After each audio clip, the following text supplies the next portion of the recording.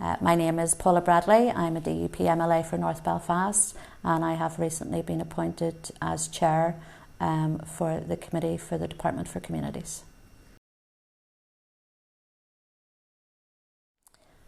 The Department of Communities has a vast remit. It takes on the Department of Social Development remit, also the vast majority of Culture, Arts and Leisure, and part of the old Environment Committee.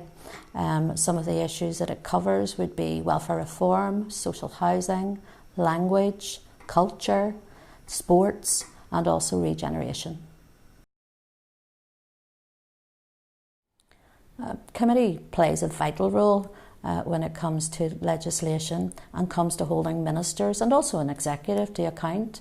They have a role in scrutiny, and they also have a role in evidence gathering, and it's a chance to hear from all stakeholders involved in any legislation that we're putting through the Northern Ireland Assembly, and it's a chance sometimes to look at how that legislation is set out.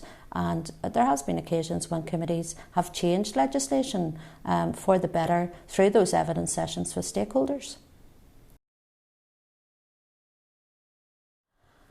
The immediate pressures that I would think will be in front of the committee come next Thursday will be welfare reform mitigations, the reclassification of housing associations, and also the Northern Ireland Housing Executive going into the future. We as a party want to see major investment in social housing and also affordable housing.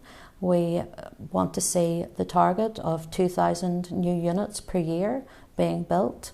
We understand that good quality social and affordable housing can bring better mental health, can bring better outcomes for families, is better for our economy, and we want to do whatever we can to support that. We also want to look at the role of the Northern Ireland Housing Executive. They are our largest landlord. We need to look at their role going forward and how we can help and support them in that also. Language and culture is something that we have spent recent years discussing, but there is one aspect of that and one language that has not received the same priority, and that is sign language. So I would hope, along with my party, that we see a fully implemented Sign Language Act before the end of this mandate in 2 years' time. It's vitally important, if we as an Assembly want to make fit for purpose good legislation that benefits everyone within our communities, that we have a much wider stakeholder involvement, and that most certainly includes the involvement of our local elected representatives at council level.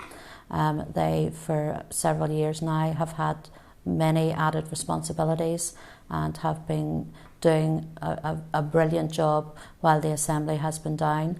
I look forward to working along with my council colleagues, especially along issues as town centre regeneration, where they know firsthand the areas of concern from the people on the ground.